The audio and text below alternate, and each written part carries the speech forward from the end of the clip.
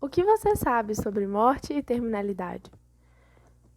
Hoje você verá sobre implicações legais, todos os tipos de morte, doação de órgãos, legislações, código de ética, exercício profissional e as definições de eutanásia, distanásia e ortotanásia.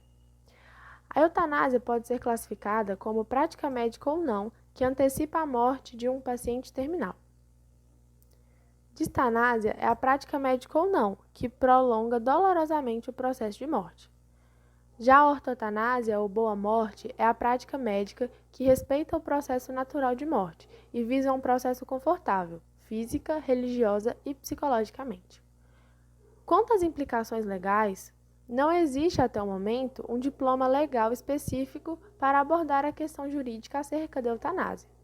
A eutanásia foi interpretada no Código Penal como crime de homicídio, simples ou qualificado, auxílio ao suicídio ou ainda homicídio privilegiado. O artigo 121 do Código Penal prevê que matar alguém pode levar à pena de reclusão de 6 a 20 anos. Mas atenção! Há também a situação em que, perante o enfermo em estado terminal, o agente, por motivo de valor moral ou social, desliga os aparelhos que ainda o mantinham vivo e, em razão disso, comete o crime de homicídio na forma privilegiada, em razão do valor moral ou social. O projeto de lei número 236 do ano de 2012 busca instituir um novo Código Penal a respeito da eutanásia. Ele prevê que seja excludente de culpas as situações em que o agente tenha praticado a ação em decorrência de estreitos laços de afeição ou de parentesco com a vítima. Há previsão da excludente para situações em que evita a prática de distanásia, situação distinta do homicídio assistido. Quanto aos tipos de morte, podemos classificar como morte real aquela comprovada através do atestado de óbito, acarretando a extinção de todos os direitos e obrigações.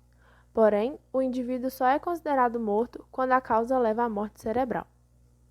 A morte simultânea, ou comoriente, é aquela em que duas ou mais pessoas morrem na mesma ocasião. Contudo, as pessoas não necessitam ter morrido no mesmo local, e se aplicando apenas a pessoas que possuem vínculos, por exemplo, casais. A morte presumida é aquela que ocorre quando não é possível encontrar o cadáver e não há testemunhas, porém, constata-se que foi uma morte de uma pessoa que estava em risco de vida. A morte civil é aquela em que a pessoa não está morta de fato, porém é considerada indigna de receber alguns dos seus direitos civis, quando um filho mata um pai, por exemplo. Quanto à doação de órgãos, no Brasil, o doador em vida só precisa informar aos familiares mais próximos o desejo sobre ser um doador. Os órgãos só podem ser doados após a constatação da morte encefálica. Em casos de morte por parada cardiorrespiratória, somente os tecidos do corpo podem ser doados.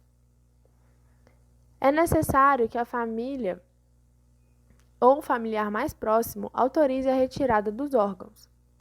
A escolha do receptor é definida pela lista de espera, e a realização dos transplantes só pode ocorrer em instituições de saúde autorizadas pelo SUS, Sistema Único de Saúde.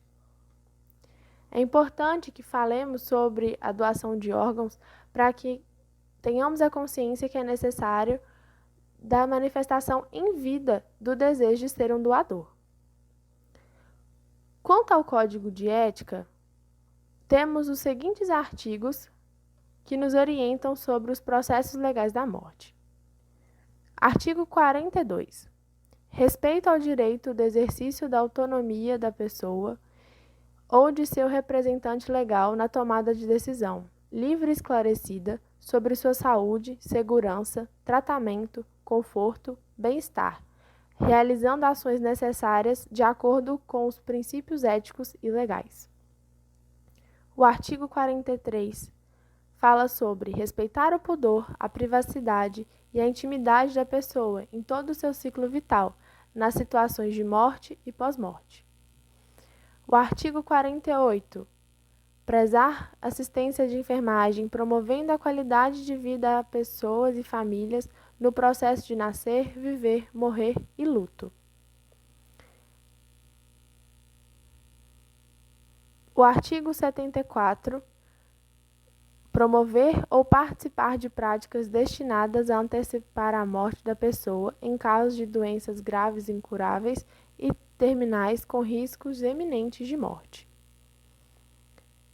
Por isso, quanto ao exercício profissional, o enfermeiro tem como objetivo auxiliar no cuidado do paciente, independente de sua situação final, seja essa uma boa recuperação, um quadro mais grave da doença ou a morte do indivíduo. O profissional deve ter em mente o que pode ou não realizar para garantir o bem-estar do paciente, visto que, segundo o Código de Ética de Enfermagem, no artigo 74, é explicitamente proibido promover ou participar da prática destinada a antecipar a morte da pessoa.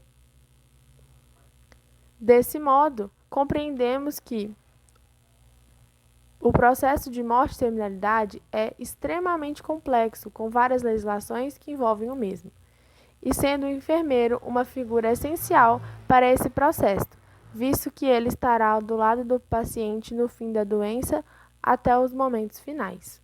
Esperamos que o nosso seminário sobre morte e terminalidade tenha agregado aos seus conhecimentos. Muito obrigada.